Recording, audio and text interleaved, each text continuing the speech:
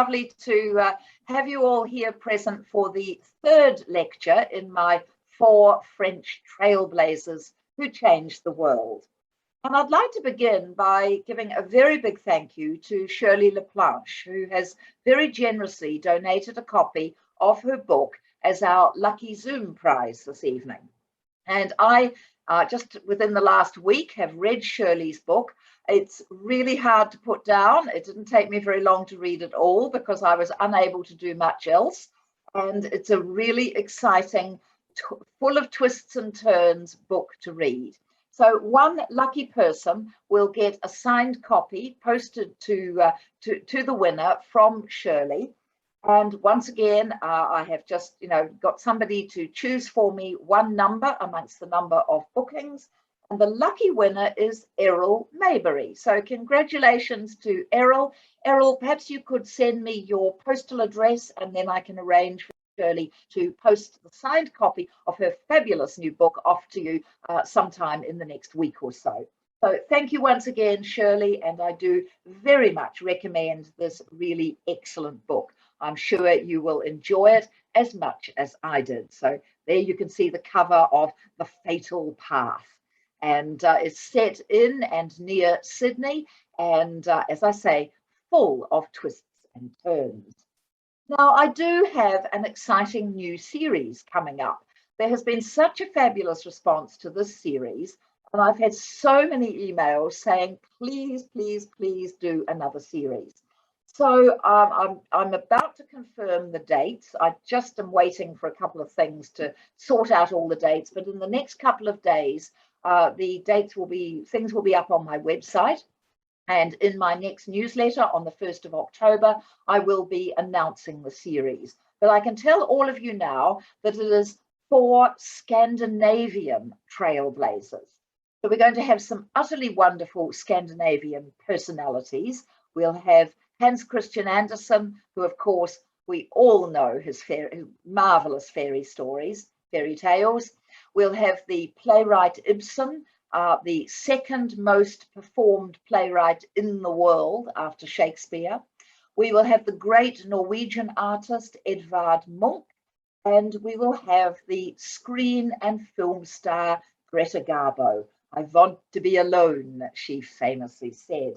So lots to look forward to. Keep an eye out for further information about this exciting new course. And of course, I do hope that you will all join me for my new lecture series.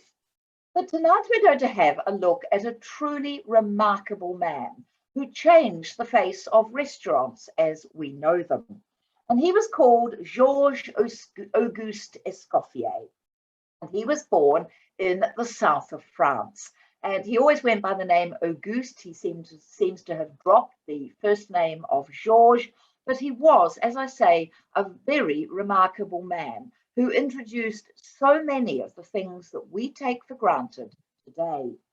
Now, he was born in a lovely little town called Villeneuve-Loubet. It's not too far from the city of Nice in the south of France. Well worth a day trip from Nice if you manage to get to France. He was born there on the 28th of October, 1846. And his birthplace, which you can see here, is now a fabulous museum. And I've been lucky enough to take tour groups there over the years.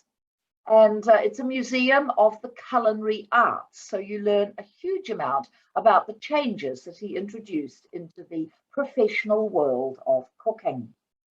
Now, he was the son of a blacksmith, but he was too small and a bit too frail as a young man to take on his father's position.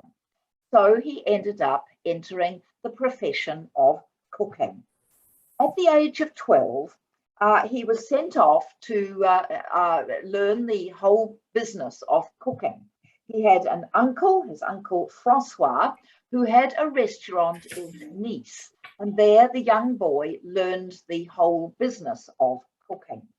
Now, he did have to face some challenges. He was very, very short. This meant that he sometimes struggled to open oven doors. So as he grew older, he began getting fake lifts or soles put onto his shoes that would make him an inch or 2 higher so that he could cope more easily with the height of kitchen benches and the height of the ovens that he needed to open. And he was teased a lot. His apprenticeship, even though it was with his uncle, his uncle seems to have done very little to protect the boy, and his apprenticeship really was a time of great unhappiness. So shoes and boots with built-up heels became a standard part of his working in a kitchen. However, during this time, he did receive a very rigorous training. And he also, during this time, wrote down all of his grandmother's recipes. And these he would use very frequently throughout his career. That old southern France traditional cooking was something that meant an enormous amount to him. He showed great aptitude as an apprentice chef, and before long he was hired by the Hotel Bellevue in Nice. Now, kitchens at that time in professional restaurants were pretty dangerous and murky and unhygienic places. So this is the sort of kitchen that Escoffier was spending time in learning his trade. He ended up being invited by the owner of a Paris restaurant called Le Petit Moulin Rouge, or the Little Moulin Rouge, and he was offered a job. So he was delighted to be leaving his uncle, who had never been very kind to him, and off he went to Paris. And there he became a commis rôtisseur, which was an apprentice rotisserie chef. So he was the apprentice who turned the chickens on the spits and cooked the meat. So this was in 1865. He was 19 when he went off to Paris. And from that time, his cooking career really took off. By this time, he had come to see cooking as a science and an art. Although chefs in professional restaurants were not very highly regarded at that time, he would be the person who came to give chefs a much, much greater reputation within France. Now, only months after arriving in Paris, he was called up for military service, and he became a chef within the army. And this proved to be an extremely important experience for him, because the army, of course, is very frequently on the move. And one of the big challenges for an army chef is, how does one keep the food fresh? How do you get enough supplies transported from A to B and put onto the plates of the soldiers who might have to eat in a hurry and then go off and take part in a battle? So Escoffier would spend 7 years in the army, much of it moving around in various barracks. And he experienced the Franco-Prussian War. So his country was at war with Prussia, or Northern Germany. And this army experience would lead him to make all sorts of new developments in the canning of food. You know, how did you best keep food fresh? Well, you put something into a can and it might stay, edible for months at a time. So it was Escoffier who was the pioneer of canning tomatoes. And later on, he would set up a company, Escoffier Limited, which would make tomato sauces and would can tomatoes. So I think every time we take a can of tomatoes out of our pantry, we can be grateful to Auguste Escoffier. He also patented the bouillon cube, so the sort of stock cube with beef extract, if you like. He would create his own range of bottled sauces and pickles. So he was really innovative at a time when most people were only eating food that was fresh, or perhaps it had gone off a little bit, but you had to eat it anyway because you didn't want the wastage. And Escoffier was making sure that food could be put into cans and into bottles and kept fresh for people. So it was a hugely important innovation.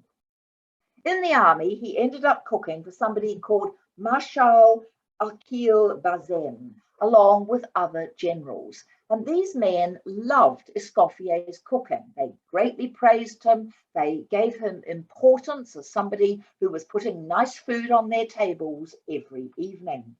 Bazaine was at that time stationed on the Rhine, so Escoffier was with him then. Then he had to surrender to the Prussians in October 1870. And this, of course, was a matter of great shame and embarrassment to every Frenchman. Now, Escoffier was actually a prisoner of war for 6 months in a place called Wiesbaden in Germany. But after the first couple of months, I think the authorities realized that instead of keeping him caged up in a prison, it would be much better to put him into the kitchens, and he could produce wonderful dinners for them. So he began cooking for the various marshals and generals who arrived over the next months. Finally, he was freed in 1871, and here you can see a picture of Auguste Escoffier as a young man. Now, Escoffier was hugely influenced in his cooking career by this man, Marie-Antoine Carême, who was probably the most famous first French chef. Now, Escoffier would base a great deal of his technique on Carême's. Carême had sort of codified French cuisine, but Escoffier would simplify much of Carême's style. He felt that Carême's sauces were too heavy, everything was too ornate, there was too much emphasis on show and presentation rather than taste. So Escoffier would sort of pick up where Carême left off. Carême lived from 1784 to 1833, and he really was the first internationally renowned celebrity chef. So people like Jamie Oliver can all pay respects to Marie-Antoine Carême. Carême was abandoned by his parents in the French Revolution. He became a kitchen boy in a Paris chop house. Then he became an apprentice to a pâtissier, and the time spent with the pâtissier would lead him to create unbelievably ornate confections. So these really were more things to be looked at in the center of the table than they were things to actually be eaten. They were called pièces montées, and they were wonderfully elaborate centerpieces made from spun sugar, marzipan, pastry, and all sorts of other exotic ingredients. But if you cut into them, the taste was evidently not that exciting. So Carême would end up cooking for people like Talleyrand, the great French minister, other dignitaries, and then he moved on to the Prince Regent, the future George IV in London. He cooked also for Tsar Alexander I, the banker James Meyer Rothschild. Everyone who was famous wanted Carême as their chef. So Carême was really the founder of haute cuisine in France. He is also credited with introducing the chef's hat, which is still used in kitchens today, called the toque in France. And he created new sauces and did all sorts of incredibly elaborate things. Now, at that time, the serving of a meal was starting to move from service à la française, or the French service, to the Russian service, service à la russe. And there's a very, very big difference between these two ways of serving dinner. You can see the main cartoon picture with the colors in it is the French service. And if you were eating à la française, you would sit at a table, you can see the plates round about, and on the table, which could be a very long one indeed, all these different dishes would be placed at the same time. Now, you would only be able to help yourself to the dish that was nearest to you. So if you saw something absolutely delicious looking up the other end of the table, there was not a thing you could do about it. And of course, all these dishes were put out on the table. The chances were that they were not very warm by the time you actually got to eat them. And then everything would be cleared away and another huge course would be put out on the table. Finally, that would be cleared and another big dessert course would be put out. Now, it was during Carême's time that things slowly began to change to service à la russe, where, as you can see from the upper picture, the plate would be there, lots of different cutlery, and you would be served each dish individually. So somebody would come round and would put some of whatever the dish was onto your plate. So in the middle of the table, you could have some wonderful centerpiece or flowers or candelabra, because the center of the table was not all taken up by the food. So this was a really radical change in dining that was taking place during this time, and Escoffier would further the interest in service à la Russe, and gradually the French way of serving things would sort of drop out of favor, and everybody would begin to eat with all the cutlery lined up, flowers, whatever, on the table, and you would eat your food possibly slightly hotter, and you would also get to sample anything good that was there in the course of the evening. So this was a huge innovation at the time. Now, Carême would write many different cookbooks. These also were hugely influential, but Escoffier would read these books and would take them even further. So he would sort of pick up where Carême left off, and he would develop in his own unique ways as a chef. Now, in 1874, he would begin his friendship with Sarah Bernhardt, one of the most famous actors of the day. And for Sarah Bernhardt, Escoffier would create Pêche l'Aiglon.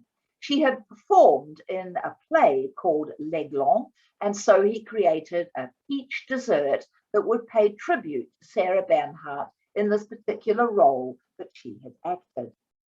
Now, sometime before 1878, we can't be certain of the dates, Escoffier opened his own restaurant.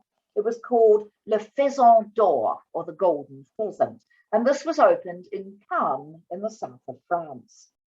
He also got married around this time. In 1878, he married a woman called Delphine Duffy, and I'm afraid I could not find a picture anywhere of Delphine to show you.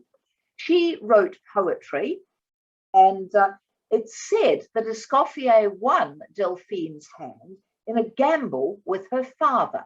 He was the publisher, Paul Duffy. They played a game of billiards, and he won the hand of Delphine over billiards. The couple got married, and they had 3 children, Paul, Danielle, who tragically died in the First World War. You can see a picture of him here, and a daughter called Germaine. But the couple would actually spend very little of their married life together. So how happy the relationship was, it's a little hard to know. Now, in 1884, Escoffier ended up moving to Monte Carlo. He rented out his restaurant, the Golden Pheasant, and in Monte Carlo, he was employed by a man called César Ritz, who of course has given his name to a couple of the great hotels of the world. In Monte Carlo, Ritz was the manager of the new Grand Hotel, which you can see here. Now, at this time, Monte Carlo was a winter resort. People didn't go to the south of France in the summer. It was too hot, and you might get one of those dreadful brown skins if you got tanned in the summer. So it was a place that you went in the winter. So during the summers, Escoffier would move off to Switzerland, to Lucerne, and there he would work in the kitchens of the Grand Hôtel National in Lucerne. So he was sort of already moving between one hotel for the summer and the other for the winter. But during this time, he was getting to know César Ritz very well indeed. And this partnership would prove to be absolutely magical. Now, in 1890, Ritz and Escoffier travelled to London. They had been invited to go there by this man, Richard D'Oyly Carte, and he wanted them to come to the Savoy Hotel in London. A third member of the team who was invited was a man called Louis Echenard. You can see him in this photograph here. He would end up at the Savoy Hotel in London, being in charge of the wines. So Escoffier for the food, Echenard for the wines, and Ritz for the overall management of the hotel. Escoffier would end up bringing lots of French chefs to the Savoy, and he would totally reorganize the kitchens. So these 3 men would end up making a phenomenal success of the Savoy Hotel, which you can see in these various pictures. They fed and looked after royals and important clients. The Prince of Wales visited very frequently, future King Edward VII. And at this time, aristocratic women didn't really have anywhere to go and dine. unless you were asked to the home of a friend. Men could go off to their clubs and dine, but women didn't feel comfortable about going to public restaurants. And really, at that time, there was very little choice. But suddenly, with the Savoy, all of that changed, and women felt very happy dining in public at the Savoy. Escoffier, in charge of the kitchens there, would keep an incredibly careful note about what was served to different people on particular nights. He did not want to make the mistake of offering them the same thing the next time they came. So his notes would tell him what people had been served and give him ideas as to what he could serve them next time. Interestingly, if you visit the Savoy Hotel today, the little street that goes off the Strand to the Savoy is the one and only street in Britain where you drive on the right. This all comes from the carriages that drop people off there and their turning circle and which side of the carriage they got out in. So any taxi delivering you to the Savoy in London has to suddenly drive on the opposite side of the road. Don't you just love those little quirky things about England? You drive on the other side of the road when you suddenly turn in to the Savoy Hotel. So here you can see César Ritz. And this was the man with whom Escoffier had a truly remarkable friendship and also working relationship. And between the two of them, they really transformed the hotel industry and professional restaurants. So by the time Escoffier went to London to work in the Savoy, he already knew César Ritz very well. Ritz had a hotel in Cannes and another one in Baden-Baden, and he knew all about vacationing aristocrats and what they needed and what they wanted. Now, César Ritz was Swiss. He was one of 11 children. He was multilingual and a complete showman. And in many ways, the total opposite of his friend Escoffier. They were very, very different personality types. He had planned a very spectacular event at his Baden restaurant in the Hotel Minerva. And he was given an unlimited budget and he put on the most amazing extravaganza. And after that particular evening, he was approached by Richard D'Oyly Carte, who said, "I think you're the man I need in my hotel in London." D'Oyly Carte was planning a new London hotel. He had opened the Savoy Theatre, which you can see in the picture. And he wanted a hotel that was right next door where people could stay or dine after going to the theatre. He had made his fortune producing Gilbert and Sullivan operas. And he felt that London was really ready for the first truly modern hotel in Britain. He had visited hotels in the United States, seen what they were achieving. He said it's time that London hotels changed. He wanted a hotel that would produce really memorable food, and for that, he needed Escoffier. Now, most London restaurants at that time were chop houses, and I think the name tells you all you need to know. They tended to be rather dark and dingy. The menu very, very rarely changed. You got a chop, you got potatoes and maybe a bit of peas or something like that to go with it. There was very little else when it came to dining out. And men, of course, as I said earlier, could go to their clubs and they could get a reasonable meal at their clubs. But women had to eat at home. Only the very occasional restaurant, like the Café Royal, served food that was worth eating. But that again was a place that men went, not women. So D'Oyly Carte said to César Ritz, "I would like to give you a job and you will need to find somebody who can run the restaurant." Now, Ritz knew everyone, including the Prince of Wales, future Edward VII. He had an amazing reputation. He really was the perfect person to take over the management and the establishing of the Savoy Hotel. So the Savoy opened on the 6th of August, 1889. It had taken 5 years to build this new hotel. There were 7 floors to it, and they were all entirely fireproof. something very new indeed.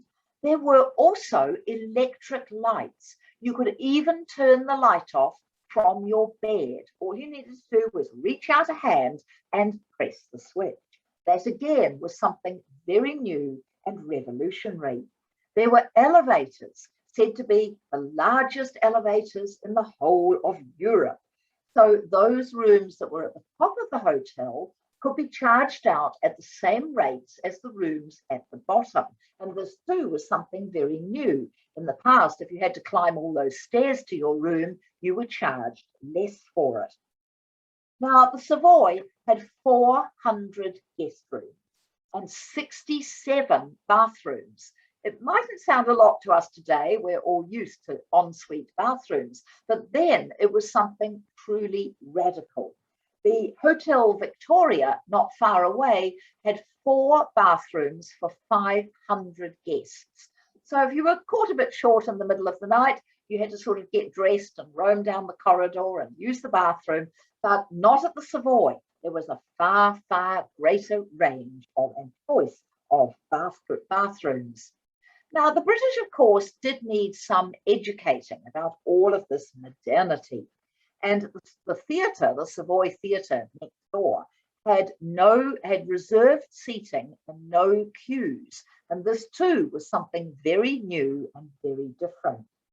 So Cesar Ritz, and along with D'Oyly Carte, wanted a cosmopolitan restaurant with food that was mainly French, but would also cater to the American visitors who were starting to arrive in London in very great numbers. The Savoy did already have a chef, a man named Charpentier, and you can see him here sampling his wares. And having a French chef was, of course, a real sign of status in London. But he was the one who sort of cooked the food for the opening night at the Savoy. And people all rushed to the Savoy to see this new hotel. And part of the major entertainment of the evening was riding up and down in the new hotel elevators. People had not been in an elevator before. This was so exciting to go up and down and up again and down again. And there were these huge queues for people wanting to go into the Savoy's elevators. London had never seen anything like this new hotel. So Ritz, and you can see him here with his very devoted wife, Marie, was right there in the thick of it, arranging every aspect from flower decorations to whatever was happening in this hotel, he was there organizing it. But after all the excitement of the opening, Ritz felt that the restaurant was badly in need of improvement. It was very slow. The service took forever. He felt that the menu was very unambitious. The whole thing needed reorganizing. And because he had worked with Auguste Escoffier, he knew that Escoffier was the man that he needed, and that the chef Charpentier was just not on the same level. The restaurant was also very dark and very masculine, so it really reminded men of their clubs, but it didn't make women feel comfortable. Helen D'Oyly Carte, wife of Richard D'Oyly Carte, had designed the decor, and it was very Victorian, heavy, overly ornate, really not somewhere that was sort of light and fresh and modern in its decoration. So Escoffier had come on that very first visit to the Savoy for the opening with his friend Ritz in order to lend his name and prestige, and he was paid plenty for doing so. But he turned down a permanent job at the Savoy. A few months later, Escoffier was offered the job as manager of the kitchens, and eventually he decided that he would make the move from Monte Carlo. He would go to London, even though he didn't speak any English at all, and he would take on this position. Business had dropped off a little bit at the Savoy after the excitement of the opening, and Ritz was really keen that the Savoy would take on a whole new life. It would become the place to be seen in London. So Ritz was told he could take his own team there. He was given free rein. He was paid a huge salary of £1,200 a year. And he said, I'm not going to take on this job unless I have my friend, Auguste Escoffier. So Ritz was 39 at the time and Escoffier was 43. And as I said, the two men were a huge contrast. Escoffier was very calm, very quiet, very self-disciplined. He liked to have perfect hygiene in his kitchen and total control of the way everything worked. Ritz was outgoing and debonair and temperamental. Escoffier was methodical, precise, and very soft-spoken. Ritz was a dandy. He was considered to be the Beau Brummel of the hotel trade. But Escoffier was dependable, and Ritz knew that he could produce magnificent food in the kitchens of the Savoy. So it was really at the Savoy that Escoffier began to make his name as a truly great chef. His food was lighter than was then usual for the British eater or diner. British food was very stodgy at that time. The novelist Anthony Trollope once commented that carrots were only edible after they had been boiled for more than 30 minutes. And, meat was stodgy, there was potatoes. It was very much the sort of meat and three veggies meal that the British were used to. And Escoffier would do a huge amount to change that in restaurants. He used the very best ingredients. He said, I will only use what is the absolute freshest. And Ritz adored coming into the kitchens and trying his friends' dishes. He would take Escoffier's recommendations when it came to the decor of the restaurant. So really the two of them made an absolutely brilliant team, and they turned the Savoy Hotel into the great success when it came to both staying and also dining. Now, when Escoffier arrived in England, he spoke no English, and he refused to learn the English language. He said, if I learn English, I might start to cook like the English, and that thought is just too terrible to contemplate. His wife and children wanted to stay in Monte Carlo, so they would remain for years and years and years. And there would be the odd visit. Husband would go there for a quick holiday. The wife would sometimes come to London. Delphine never liked London, but Escoffier came to really love London. And even though he never learned the language, he felt completely at home there.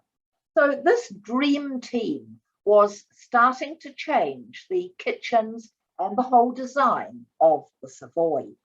Escoffier was allowed free rein when it came to setting up the kitchens. And when he first entered the kitchen, the chef, Charpentier, had been sacked.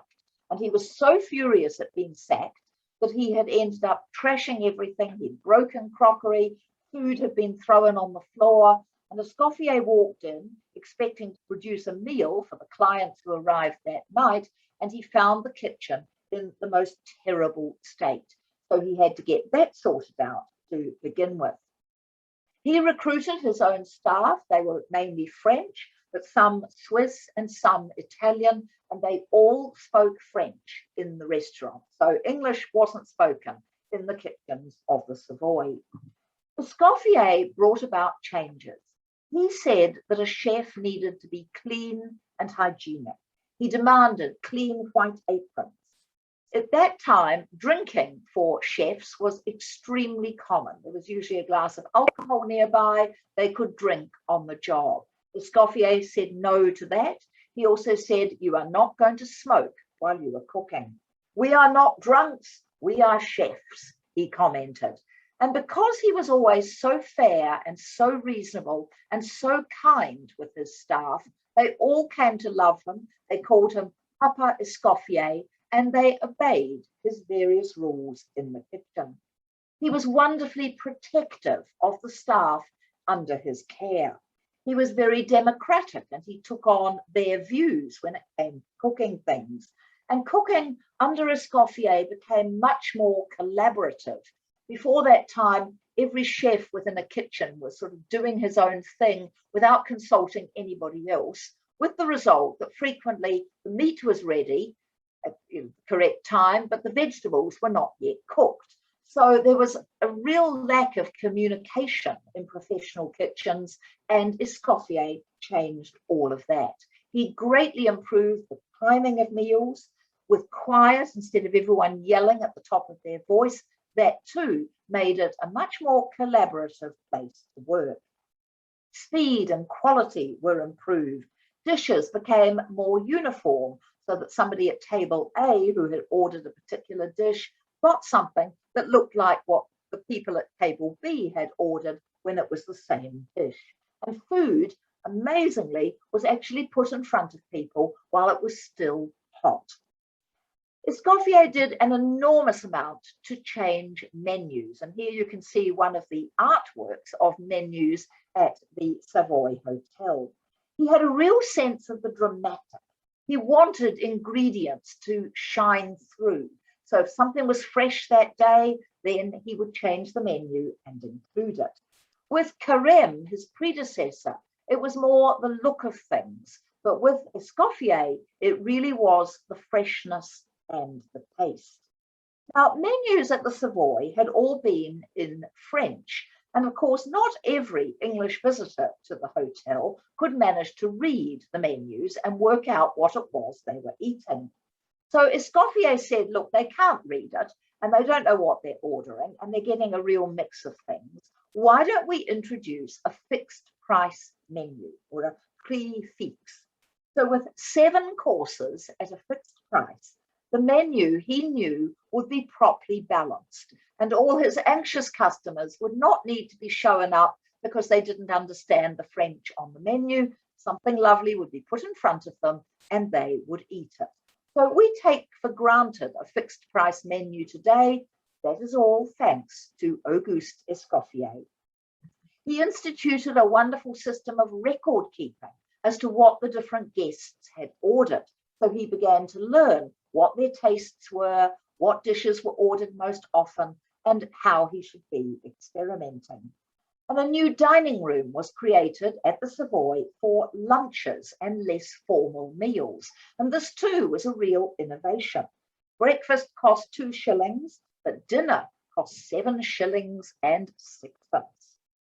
Now, in 1890, his friend Sarah Bernhardt arrived to stay at the Savoy Hotel. By this time, the most famous actress in the world.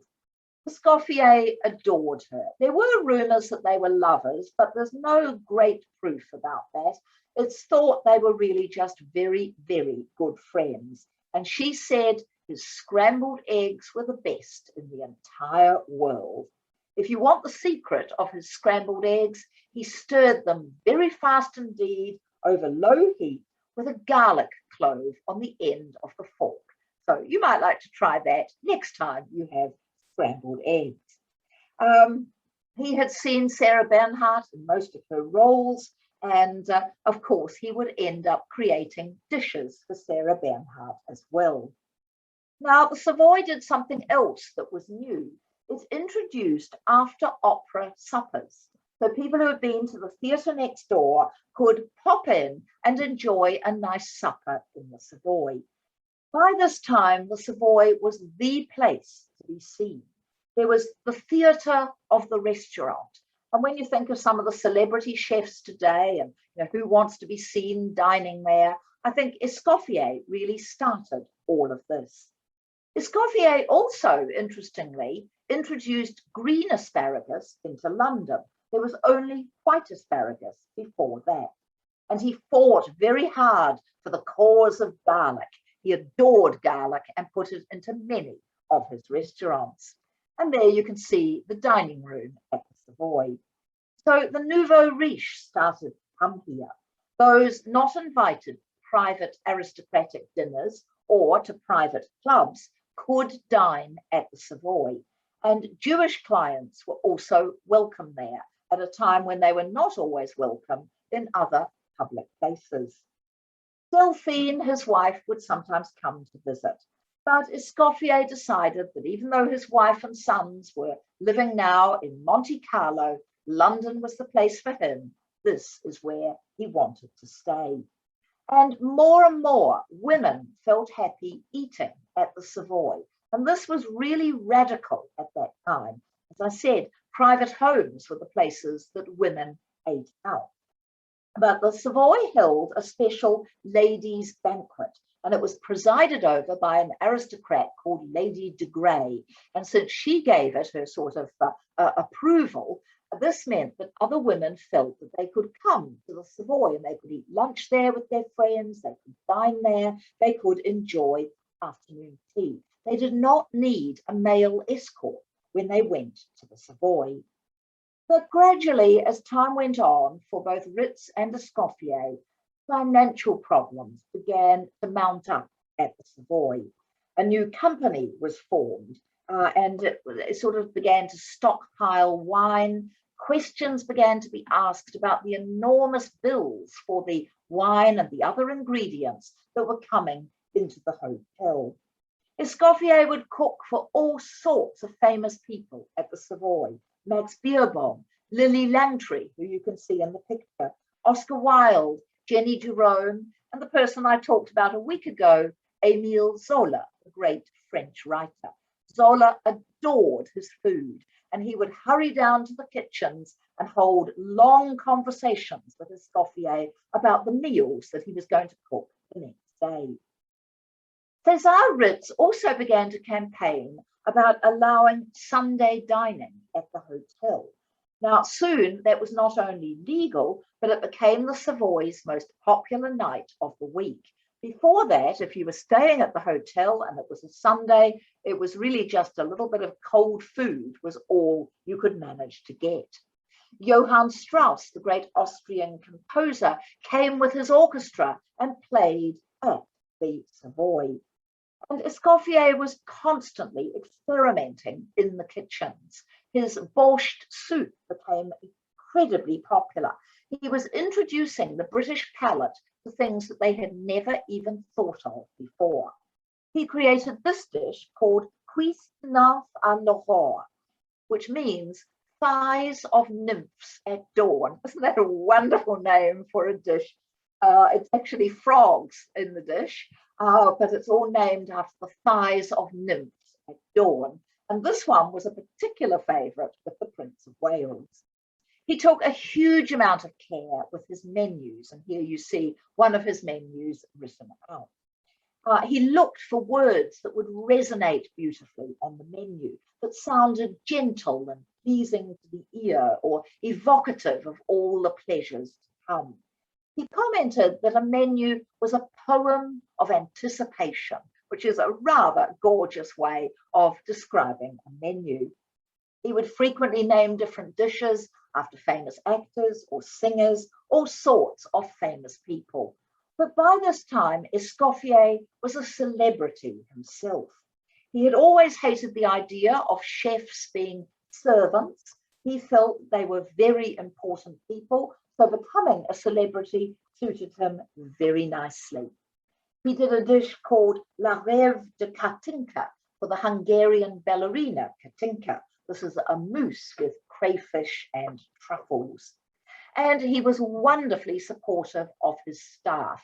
And here you can see him with some of the chefs that he trained. He felt that his dishes were now being celebrated around Europe, and he had really changed the way in which people were eating in public places. Zola, as I said, came to stay at the Savoy. He was particularly appreciative of everything that Escoffier produced. Escoffier also at this time invested in a fruit preservation company in Switzerland. So his interest in preserving and canning food was continuing throughout this time. Sometimes he had to bribe his suppliers to bring him the very freshest of ingredients, and his accounting at the Savoy became more and more imprecise. He used vast numbers of truffles, and of course they were very expensive. Now, Richard D'Oyly Carte was unwell, But his wife, Helen, was keeping a very strict eye on this hotel, and she was getting very worried by the extravagance of both Ritz and Escoffier. And she didn't trust either man. And Ritz was getting involved at this time in a deal to build a very grand hotel in Rome. And Escoffier was to organize the kitchens there. This was called the Grand in Rome. And by this time, I think Ritz was sort of stretched too thin. He had too many interests in different places. There were problems with his hotel in Rome. He had to sell off 2 little European hotels that he owned. And Helen D'Oyly Carte was thinking, this man is not giving his full attention to the Savoy Hotel.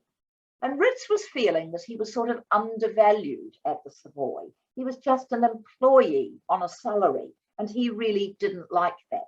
He came to feel that the hotel was his own property and he should be able to do what he liked. So eventually he established a sort of syndicate of investors, many of them Jewish, and he began to think about opening a hotel named after himself in Paris. And here you can see one of the most famous hotels in the world, the Ritz in Paris. So they bought the building. Escoffier had shares in the building and was deeply involved in all the planning for the Paris Ritz. But then suddenly at the Savoy, investigators were called in and the accounts were scrutinized very closely. Now, throughout all of this time, Escoffier was living near to the Savoy Hotel. He would walk to work every day. He had a small apartment, but he was getting, there's no doubt, he was receiving bribes from suppliers and he was growing rich on the proceeds. It was in 1896 that in honour of the great Australian singer, Nellie Melba, he created one of his most famous desserts, peach Melba. Now, you can see a picture of peach Melba behind me, but correctly, peach Melba ought to be carved in a served in a swan that has been carved out of ice. So just remember that next time you make peach Melba, and do spend a bit of time carving your swan from ice. So, you know, there was no time, no expense spared in these wonderful recipes. And when I take my tour groups to visit the fabulous Escoffier Museum in the south of France, they always give us peach Melba as a little dessert before we leave. But I have to note, it is not served in a swan carved from ice. So there was Escoffier and Ritz still at the Savoy Hotel, but more and more questions were being asked. And they did take private commissions on orders. Detectives were called in, they found out what was going on. And one morning, Escoffier arrived for work and found he had been locked out of his office and his kitchens. So in 1898, there were, along with the extra man Echenard in charge of the wine, these 3 men were fired and told to leave the premises immediately. Now, they decided to fight back. And from this time, Escoffier had a little bit more time on his hands. And this is when he decided to write his cookbooks. So over the years, he would produce cookbooks which would make his famous recipes available to the general public. Now, his great legacy, I think, from the time in the Savoy was that Escoffier totally reorganized the kitchen. Before he went to the Savoy, kitchens were messy, chaotic, noisy, dirty places. As I mentioned, drinking, smoking, these were all common. But Escoffier revolutionized them, and he changed the design into what he called his brigade de cuisine. So various sort of sections within the kitchen that would be focusing on particular things. Because before that, a lot of work was duplicated, and he felt this was ridiculous. There was to be no smoking, no drinking, no screaming, no swearing. There was to be light, cleanliness, and hygienic conditions. So this brigade system would be the result really of his military experience, where he had cooked in tents, places where there wasn't a lot of space. And this brigade system, introduced by Escoffier, is still very much in evidence in professional kitchens today. So he introduced a very clear chain of command, specific locations and duties, a sous chef, a very clear hierarchy of who did what and who answered to which particular person. And he would completely change professional kitchens. And Escoffier was just fascinated by food science and how food worked and what one could do to preserve it better. So at the Savoy, he created so many famous dishes. Peach Melba is one example. Melba toast, also in honor of Dame Nellie Melba, is another one. Again, she was staying at the hotel. She wanted some dry toast, and he produced Melba toast, which I think you can buy in every supermarket today. Bombonero was another one. Fraise, or strawberries a la Sarah Bernhardt. They are strawberries with pineapple and curacao sorbet. This wonderfully named one called Baiser de Vierge, or Kisses of the Virgin, meringue with vanilla cream, crystallized with white rose and violet petals. Another one called Suprême de Volaille Jaunette. These are jellied chicken breasts served with foie gras. Another one called Réjeanne, named after the actress of the day, Gabrielle Réjeanne. Tornados Rossini, named after the great Italian composer, although that one has been disputed as to whether it is Escoffier's recipe. And this one, Cherries Jubilee, for Queen Victoria's Jubilee. So Escoffier had made the Savoy the place to go and eat. He began to publish his cookbooks. Le Guide Culinaire is still today considered a leading textbook in the world of cuisine. This listed dishes in their order of presentation and included the very first a la carte menus. This became a Bible of classic French cuisine, and yet it's a book that also allows for flexibility. If you have a different ingredient that happens to be particularly fresh that day, Escoffier tells you how to use it. It is a working tool for professional chefs. He also was involved in this magazine, Le Carnet d'Épicure, from 1911 to 1914. It was a monthly publication, and it's sort of described as being the notebook of a gourmet. He produced this one, Le Livre des Menus, so the book of menus, in 1912, a book solely about rice that came out in 1927. La Morue in 1929, followed by Ma Cuisine in 1934. Altogether, Escoffier published 8 cookbooks. He didn't totally revolutionize French food, but he altered formulas. He placed less emphasis on decoration and more on taste and freshness.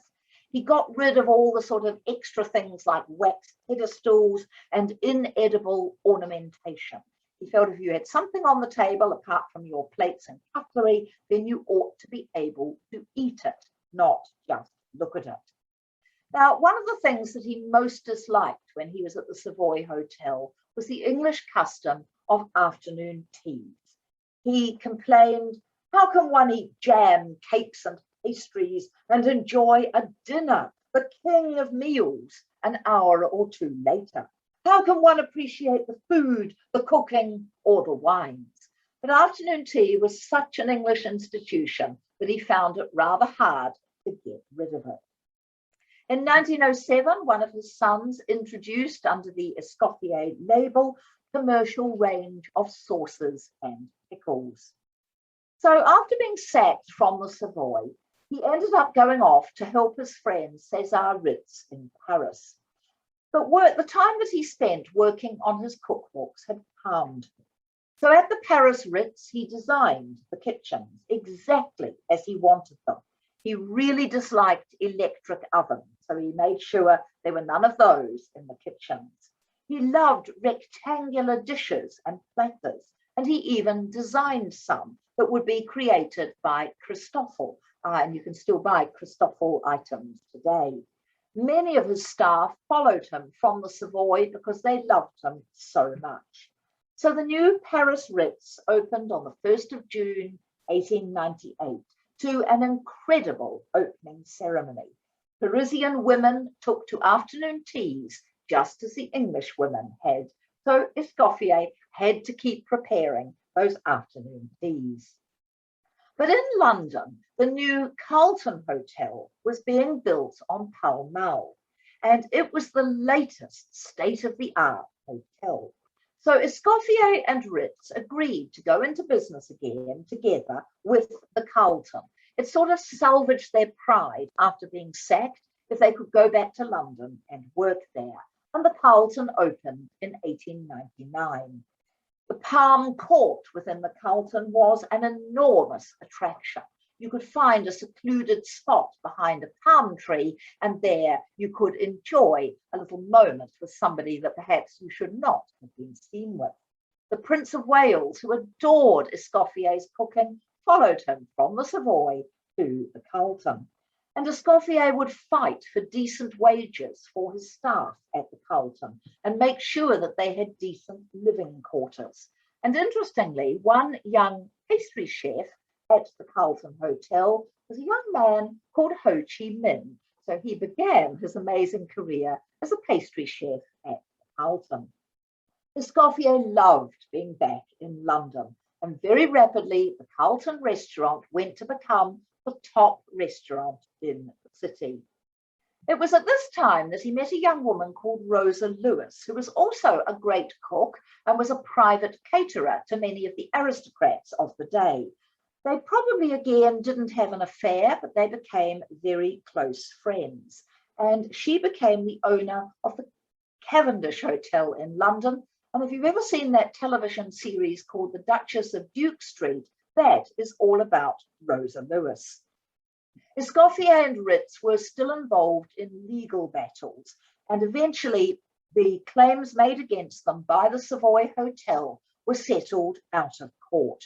There was certainly plenty of evidence that they had taken bribes, and Escoffier had to pay back £8,000, but he didn't have it at the time and somehow never managed to pay that sum back.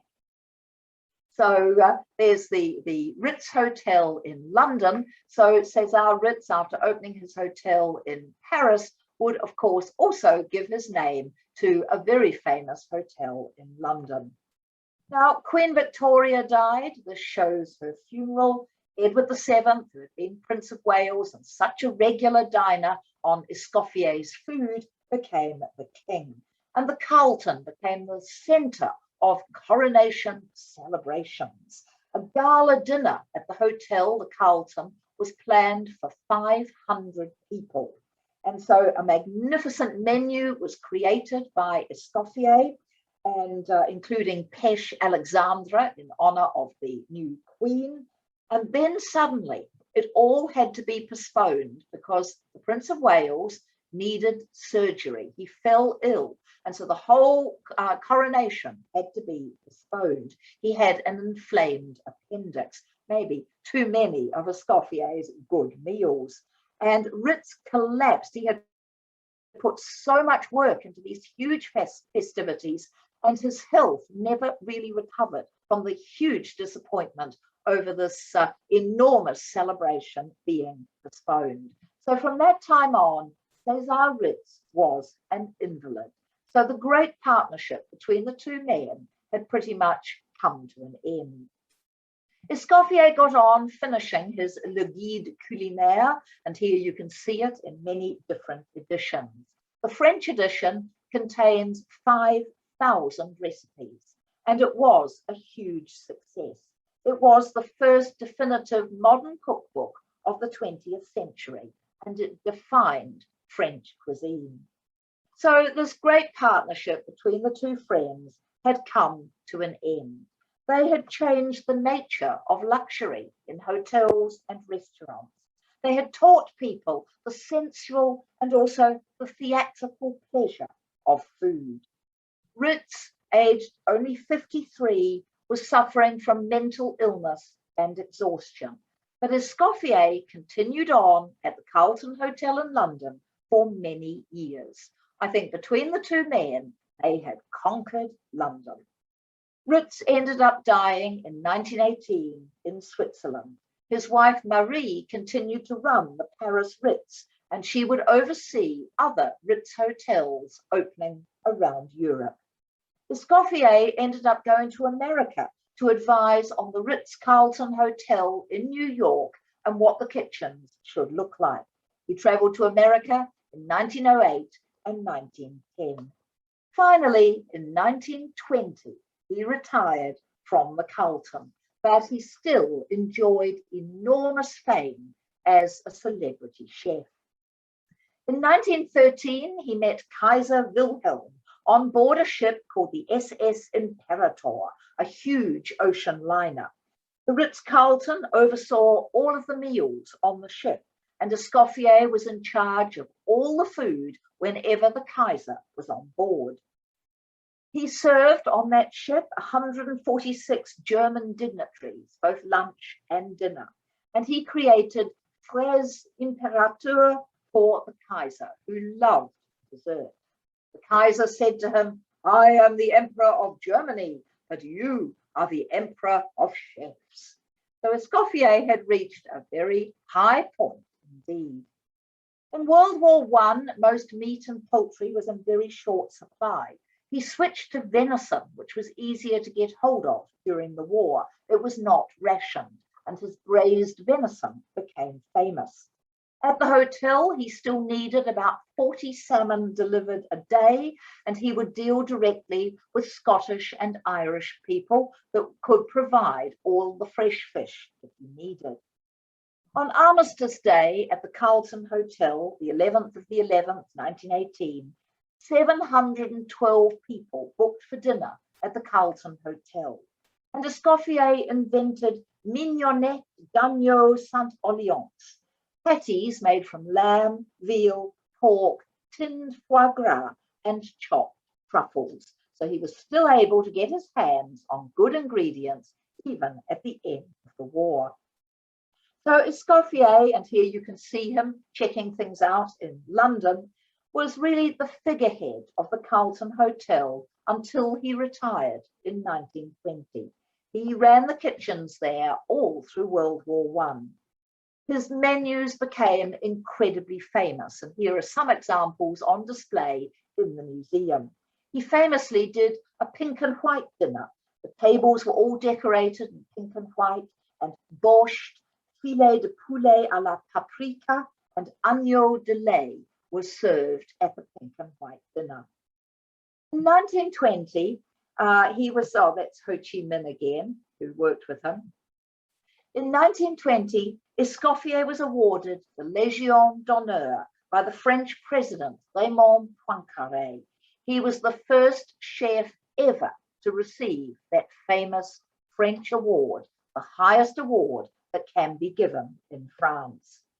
Escoffier had great social concerns as well. He felt that staff needed to feel fresh and rested. They needed decent living conditions.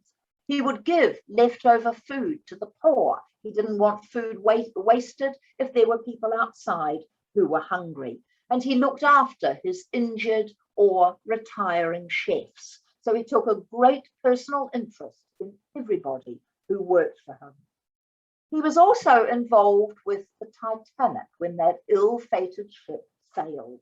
He designed all of the menus for the voyage. And later, after the sinking of the Titanic, he would raise money for the widows and the orphans of the chefs who had died.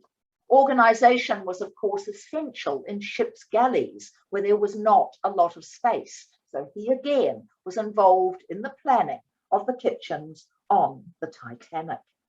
So those who died on that ship went down having enjoyed their very last meal planned by Escoffier, and it was 10 courses. So just to give you a brief idea, hors d'oeuvre and oysters, consommé Olga, cream of barley soup, poached salmon with mousseline sauce and cucumbers, filet mignon Lily, a sauté of chicken lyonnaise, vegetable marrow farci, lamb with mint sauce, roast duckling with apple sauce, a sirloin of beef, green peas, creamed carrots, boiled rice, parmentier, and boiled new potatoes, followed by punch romaine, roast squab, which is pigeon and cress, a cold asparagus vinaigrette, pâté de foie gras with celery, a Waldorf pudding, peaches in chartreuse, chocolate and vanilla eclairs, French ice cream, followed, if you were still starving, by fresh fruit, cheese, coffee, cigars, and port. Now, those gave you some choices. You didn't eat every single thing from that menu, but after all of those courses, I think you might have sunk fairly rapidly. So by 1928, Escoffier had helped create the World Association of Chef Societies, and he became its first president. He also published his memoirs. Finally, at the age of 74, he retired from the Carlton Hotel. He had had 62 years of active service in professional kitchens, and that is still a record that has not been beaten by anybody. He went off to Monte Carlo, and here you can see him celebrated on postage stamps in order to be with his wife. One feels it might have been rather a shock for Madame Escoffier to suddenly have her husband come back to live with her after so many years. In 1930, he made his fourth and last trip to the United States, but he continued to publish books and influence the food industry to the very end of his life. Auguste Escoffier died on the 12th of February, 1935, on the French Riviera at the age of 88, 1 week after his wife, Delphine, had died, and he was buried in his birthplace of Villeneuve-Loubet. And there, as I mentioned, we get his legacy. So chefs still train today at the Auguste Escoffier School of Culinary Arts. There's one in Texas and there's one in Colorado, and there is also an online school. His great-grandson, Michel Escoffier, serves on the board of this cooking school. There are statues of Escoffier. He was an amazing communicator and a good and generous man who did care for the people who worked for him. He codified the recipes for the 5 mother sauces in French cooking: bechamel, which is milk-based; espagnole, which is a brown veal stock sauce; velouté, which is a light stock-based, thickened with egg yolk and cream; hollandaise, with butter, lemon, and yolk; and a sauce tomate, with tomato sauce. He created thousands of recipes, and he gave the world the a la carte menu. So when you pick that up in a restaurant, you can be grateful to Auguste Escoffier. He taught and shaped over 2,000 chefs who went off around the world to pass on his lessons to others. There has even been a one-man play about his life with an actor called Marty Skomal. And in the Escoffier Museum that you can visit, you can go upstairs into a very chilly room and see these various sculptures which have been created entirely from chocolate. So they are rather remarkable works of art. So Auguste Escoffier is, I think, the face on the Mount Rushmore of food, a truly remarkable man whose legacy lives with us today, and who I think with great justification can be called a French trailblazer. Thank you all for joining me. As I said, I do hope you have a very nice dinner planned for tonight, because you've probably worked up a little bit of an appetite. So feel free to unmute yourselves, turn on your pictures. I will move on from, just give you information here about my newsletter. If you have not yet signed up for it, do make sure that you do. Then you will receive all the latest information about what new talks I have coming up. You can scan that thing on the screen and that will take you straight through to the newsletter. I know many of you have already signed up. But if anyone has any questions that they would like to ask, feel free to do so now. Thank you. Pleasure. Isn't he an interesting man? I'll just make a comment, Susanna, that it's an amusing that there's a slang English term to scoff your food, and I suppose that word scoff is from Escoffier. No, this actually came up just as we started. Somebody asked that question, and we looked it up, and no, it comes from a Dutch Afrikaans word, so it has nothing to do with Escoffier. And probably he would have disapproved. He felt you needed to savor every mouthful, and his portions were not huge, so he did feel that you needed to appreciate every single moment. So next week, of course, the last of the lectures in this series of 4 is the fabulous French icon Coco Chanel. Lots of interesting stories about her lovers, the little black dress, her Nazi sympathies, the childhood that I think drove her to create the wonderful fashion designs that she did and come up with. So a really fascinating woman, and I know some of you like to watch it the next day because time doesn't suit or whatever, but do hope that I will get to see many of you next Monday at 5 o'clock for the wonderful Coco Chanel. And do check out the truly gorgeous event that I'm planning at a beautiful spa hotel down in the Mount Macedon area in late February, early March next year. There's going to be talks on Coco Chanel, Paulette, Jean Cocteau, the Blue Train, the Ritz. There'll be some lovely French music of the era, all very sort of 1920s Paris. And the whole event will finish with a visit to the absolutely glorious Coco Chanel exhibition that is coming to Melbourne at the end of this year. Well, I do hope you all have a very nice dinner tonight. Thank you. Something French. A nice glass of French wine would be really good. So cheers, everybody. Thank you for joining me, and see you next week. Yes, thank you. Au revoir. Au revoir, Susanna. Au revoir. Lovely. Au revoir, Susanna. Thank you. Au revoir.